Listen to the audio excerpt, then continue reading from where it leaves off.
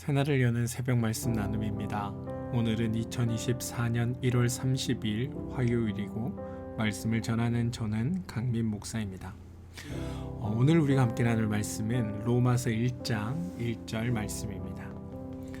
예수 그리스도의 종 바울은 사도로 부르심을 받아 하나님의 복음을 위하여 택정함을 입었으니. 로마서 1장 1절 말씀. 오늘 우리가 읽은 로마서 1장 1절은 바울의 편지의 서두문안 인사입니다.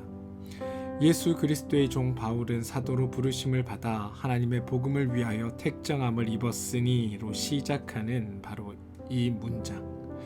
우리가 여기에서 살펴볼 것들이 몇 가지 있습니다. 먼저 예수 그리스도의 종이라는 표현입니다. 우리는 이 예수 그리스도의 종이라는 의미에 대해 한번 다시 주의 깊게 생각해 봐야 합니다. 바울 사도는 신약 성경 서신서의 대부분을 기록하였습니다. 그리고 거의 모든 편지의 문안 인사에서 자신을 소개할 때 자주 쓰는 표현으로 예수 그리스도의 종 또는 하나님의 종이라는 표현을 사용합니다.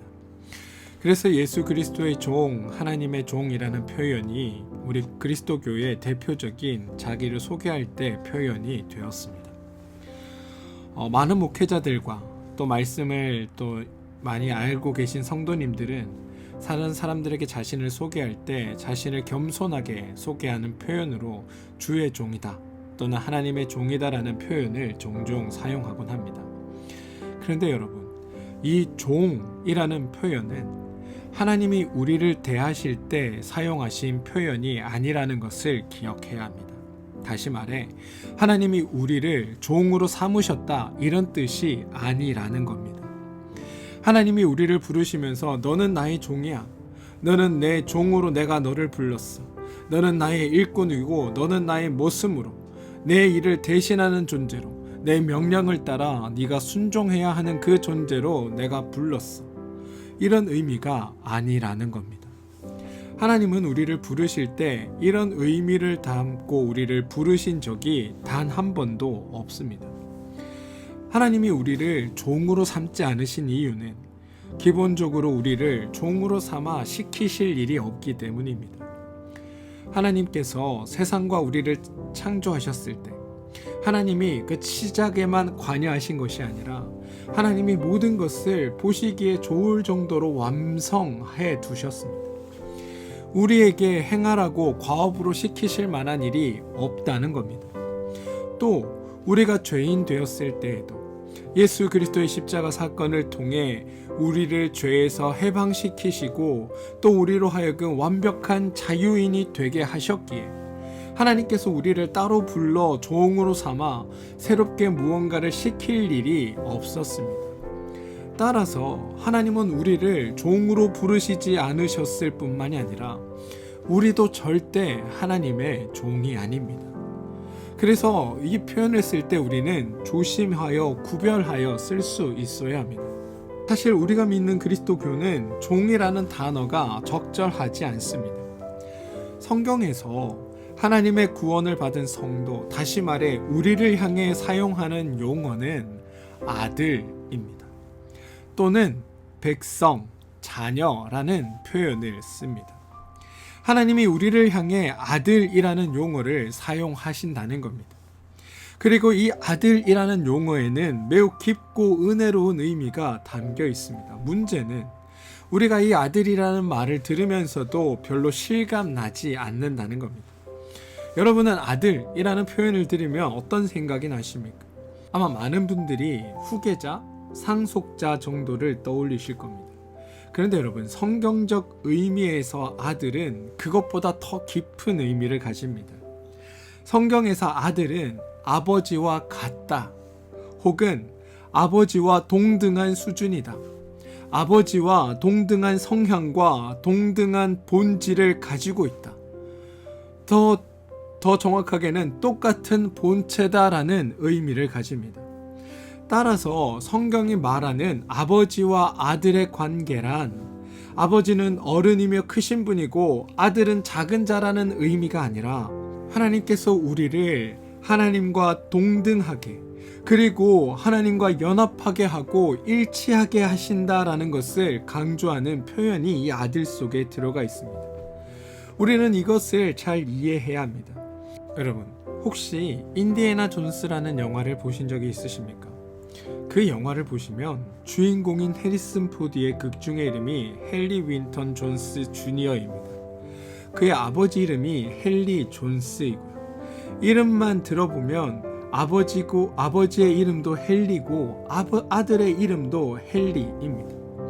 이 말은 아버지와 아들이 같은 존재이다 라는 의미를 가지고 있습니다. 둘 다 동질인데 아버지는 늙었고 아들은 젊다라는 것만 다르고 둘은 헨리로 같다라는 의미를 가집니다.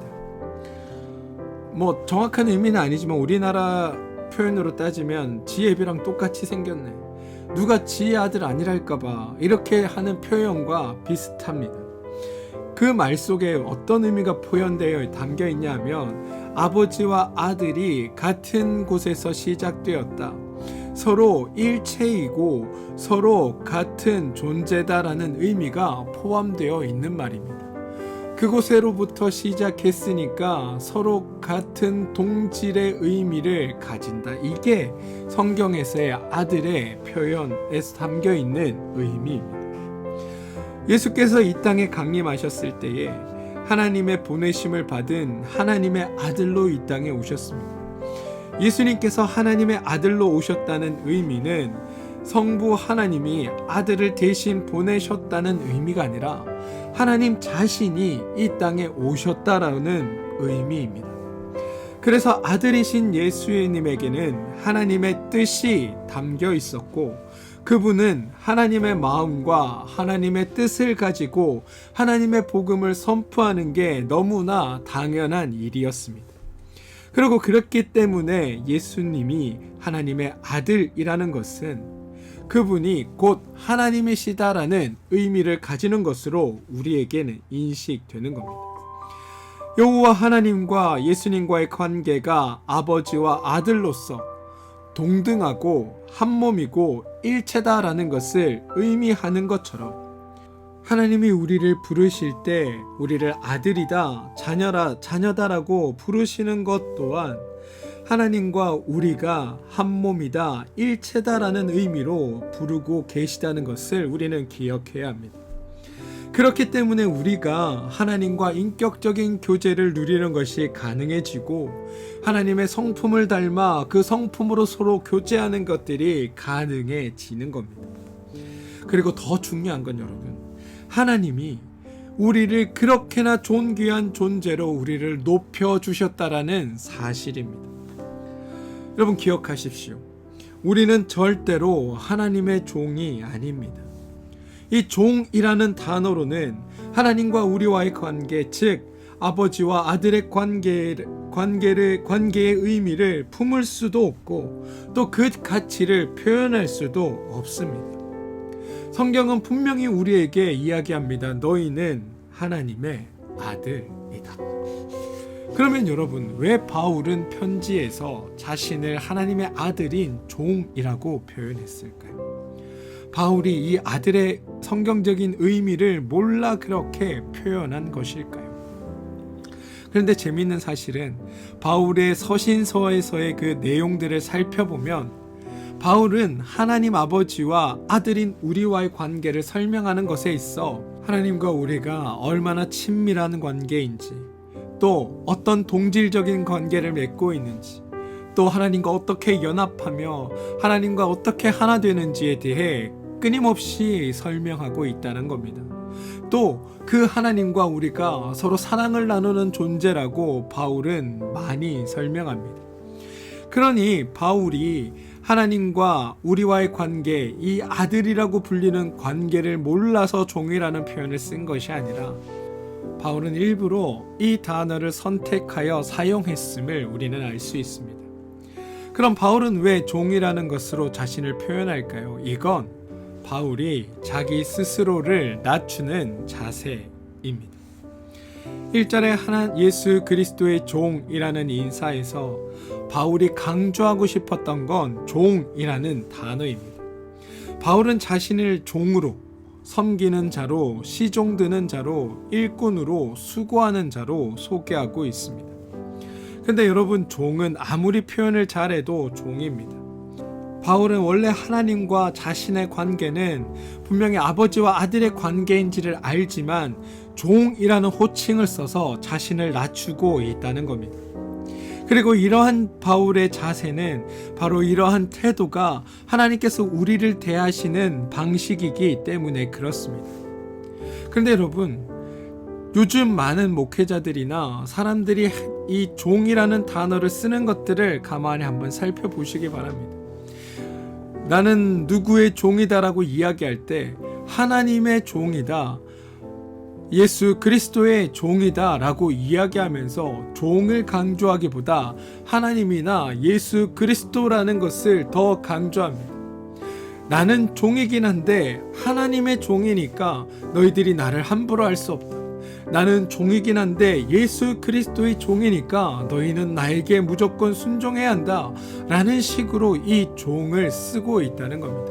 그런데 이건 원래 성경이 사용하고자 했던 방식과는 완전히 다르다는 것을 인식하시기 바랍니다. 바울은 불신자들과 성도를 구별하였습니다.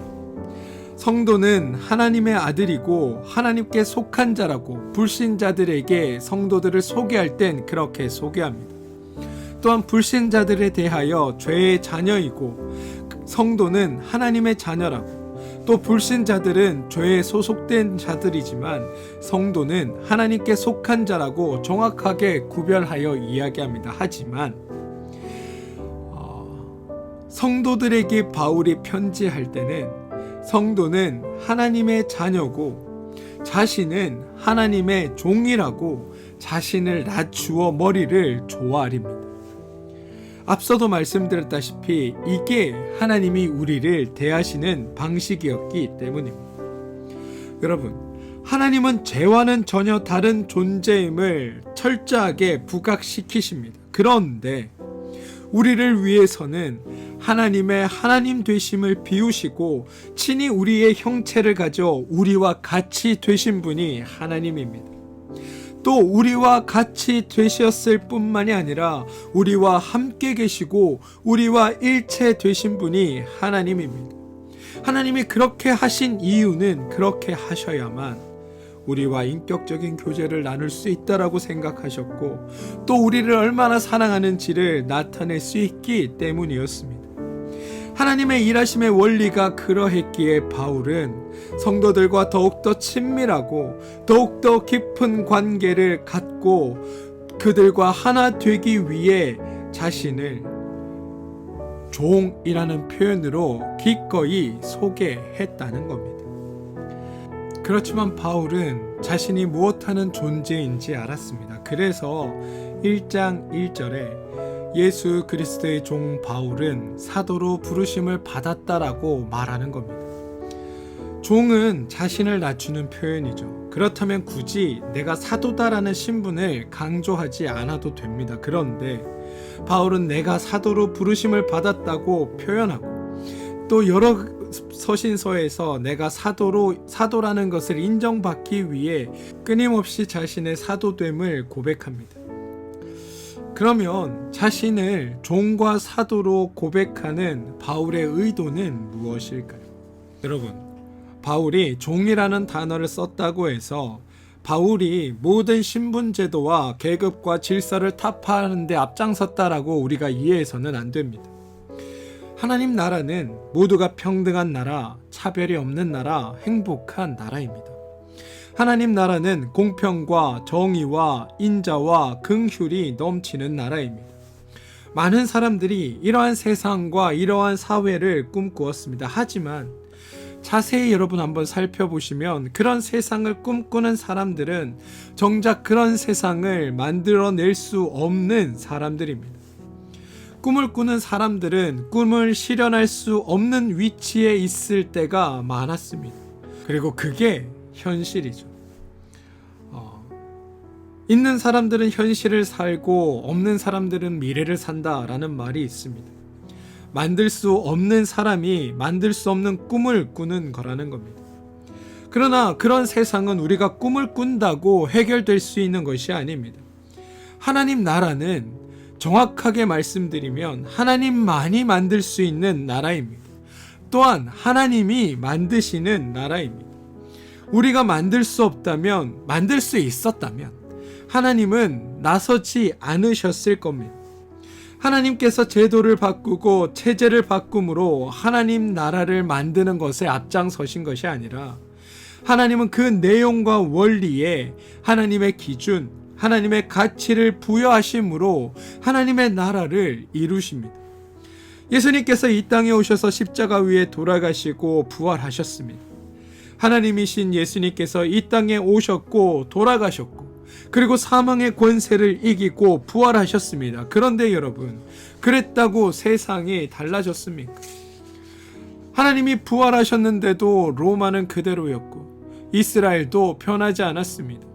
종교도 제도도 율법도 바뀌지 않았습니다. 심지어 사람들의 생각과 사람들의 행동도 변하지 않았습니다. 예수님께서 십자가를 지시고 사망 권세를 이기고 부활하셨음에도 불구하고 세상적으로 변하신 것은 하나도 없는데 예수님께서는 모든 것을 다 이루었다고 십자가 위에서 선포하셨습니다. 그럼 주님은 도대체 무엇을 이루셨고 무엇을 바꾸셨다는 뜻일까요? 제도가 바뀐 것이 아니라 성도들의 삶의 원리가 바뀌었다는 겁니다. 체제가 바뀐 것이 아니라 성도들의 그 삶의 기준이 바뀌었다는 겁니다.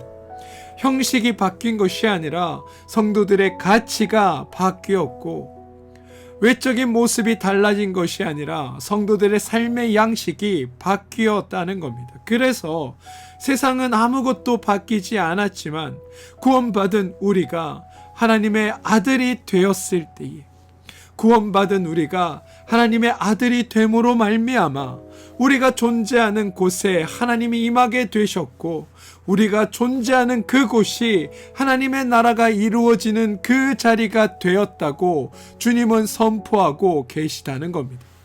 다시 말해 하나님을 믿는 성도들이 있는 그곳이 바로 하나님의 나라이자 천국이라고 성경은 우리에게 말하고 있다는 겁니다. 여러분, 우리는 성경을 읽으면서 자꾸만 바울의 위대성을 칭찬합니다. 그런데 여러분, 우리가 정작 감탄하고 칭찬해야 할 것은 바울이 아닙니다. 이 모든 것을 이루어 주신 바로 하나님의 그 위대하심을 우리가 칭찬하고 감탄해야 합니다. 하나님께서 우리를 자녀 삼아 주셨다. 하나님이 우리를 하나님의 자녀로 인정해 주셨다. 바로 이 사실이 우리에게 감탄이 되고 경탄이 되어야 하는 겁니다. 사랑하는 성도 여러분, 하나님께서 우리를 자녀 삼아 주신 것은 우리의 공로나 우리의 능력이 아니라 하나님의 은혜로 완성되었다는 사실을 기억하시기 바랍니다. 바울은 오늘 본문에서 자신이 택정함을 받았다라는 말로 고백하고 있습니다. 택정함을 받았다는 이 말에는 내가 하나님을 선택한 것이 아니라 하나님이 나를 선택하셨다라는 의미가 담겨 있는 말입니다. 바울이 생각하고 판단하여 수많은 신들 중에 하나님을 택한 것이 아니라 하나님이 바울을 택하셨다는 겁니다. 또한 하나님이 바울을 택하신 이유는 그 누구도 바울을 택하지 않았기 때문이라고 바울은 스스로 고백하고 있습니다. 그래서 바울은 하나님께서 나를 택하지 않으셨다면 나는 아무것도 할 수 없는 존재였다고 끊임없이 고백하고 있다는 겁니다. 우리가 택함을 받았기에 우리는 교만할 수 없습니다. 우리는 교만할 수 없기에 스스로를 종으로 낮출 수 있는 겁니다. 바울이 자신을 종이라고 표현한 것에는 바로 이러한 의미도 담겨 있습니다. 마태복음 20장에 가시면 여러분, 포도원 품꾼의 비유가 등장합니다. 9시 이렇게 시간별로 주인이 포도원의 품꾼을 부르는 이야기입니다. 우리는 따지고 보면 포도원 품꾼에 등장하는 사람 중에 오후 3시 가장 마지막에 부름받은 사람들입니다. 오후 3시에 주인이 나가 왜 놀고 있느냐고 물었을 때 저들의 대답이 우리를 품꾼으로 쓰는 이가 없음이니이다 라고 하는 대답이었습니다. 다시 말해 아무도 그들을 선택하지 않아서 그들이 버림받은 채 있었는데 주인 되신 하나님이 그들을 찾아가 선택하셨다는 겁니다. 강조점이 이 선택받은 자들의 어떤 능력이나 개인적인 자질에 있는 것이 아니라 바로 그들을 택하신 하나님의 자비와 긍휼이 있었기에 우리가 오늘 하나님의 자녀가 될 수 있었다라고 이야기하고 있다는 겁니다. 여러분, 우리는 하나님의 자비와 긍휼로 인해 우리의 존재 자체가 변화되었습니다. 이 모든 것에 우리의 능력이나 우리의 자질은 단 하나도 들어가지 않았습니다. 죄인이어서 죽을 수밖에 없던 우리가 하나님의 자녀가 되었고, 그런 우리를 하나님은 단순히 종이 아니라 하나님의 자녀로 삼아주심으로 인해 하나님과 동등함으로, 하나님과 동질됨으로 우리의 자격을 더 높이 격상시켜 주셨습니다. 우리가 그렇게 존귀한 자가 된 것입니다. 따라서 지금 우리가 보여지는 이런 현재적인 모습과 관계없이 우리는 하나님의 은혜와 하나님의 사랑 가운데 살아가는 자녀가 되었다고 고백하는 게 우리의 지금의 자리입니다. 그럼에도 불구하고 여러분, 우리가 하나님의 사람이라고 고백하면서도 참된 행복을 누리지 못하는 이유가 있습니다. 바로 하나님의 마음이 우리 안에 없기 때문입니다. 하나님의 마음이 없어서 우리가 낮아지지 못하기 때문입니다. 우린 스스로 낮아지면 초라해진다라고 생각하고 내가 나를 낮추면 남들이 더욱더 나를 무시할 것으로 생각합니다. 그런데 여러분, 잘 한번 생각해 보십시오. 우리는 이미 하나님께서 베풀어 주신 하나님 나라를 살아가는 존재들입니다. 우리는 이미 구원받은 존재들입니다. 우리는 행복을 가진 자들입니다. 하나님과 동질된 하나님의 아들이라는 신분과 정체를 우리는 이미 받은 자들입니다. 그러하기에 그 어떤 누구도 그 어떤 것도 우리의 성도됨을 방해하거나 우리가 누릴 하나님께서 주신 그 복을 빼앗아 갈 수 없다는 것을 우리는 기억해야 합니다. 만약 우리가 그것을 알 수 있다라면, 우리가 그것에 대한 믿음과 확신이 있다면 비록 우리가 종이 된다 한들, 바울처럼 종처럼 된다 한들 우리가 걱정하고 꺼릴 것이 무엇이겠습니까?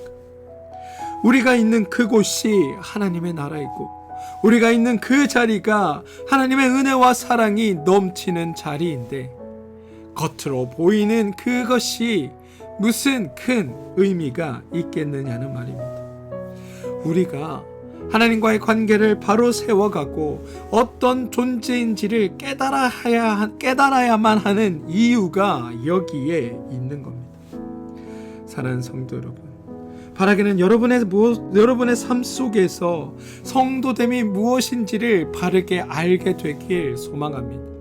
하나님의 아들이라는 자리가 어떤 자리인지를 여러분들이 곰곰이 생각하시고 그것이 깨달아지기를 소망합니다.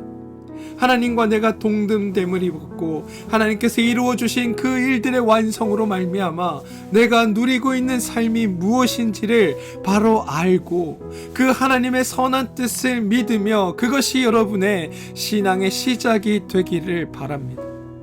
그래야 우리가 하나님의 자녀로 바로 살아갈 수 있는 겁니다. 바라기는 우리의 모든 자리가 참되고 복된 하나님의 은혜의 자리임을 우리가 깨닫게 되고 그런 주님을 붙들고 살아감으로 말미암아 주님께서 주시는 그 약속의 복이, 하나님께서 이루어 주실 그 은총의 복이 우리 삶 가운데 늘 넘쳐나게 되길 주님의 이름으로 축원드립니다. 우리 함께 기도하겠습니다. 주님, 우리가 하나님의 자녀이고 우리가 하나님의 종이며 우리가 하나님의 사도임을 기억하게 도와주시옵소서. 그 모두가 하나님을 드러내고 하나님 나라에 속한 나의 정체성임을 기억하게 하셔서 우리가 있는 바로 그 자리, 오늘 내가 서 있는 바로 이곳이 하나님의 나라가 되게 하여 주시옵소서. 그리고 오늘 내게 베푸시는 하나님의 그 복을 누리며 살아가는 우리 모두가 되게 하여 주시옵소서. 예수님의 이름으로 기도합니다. 아멘.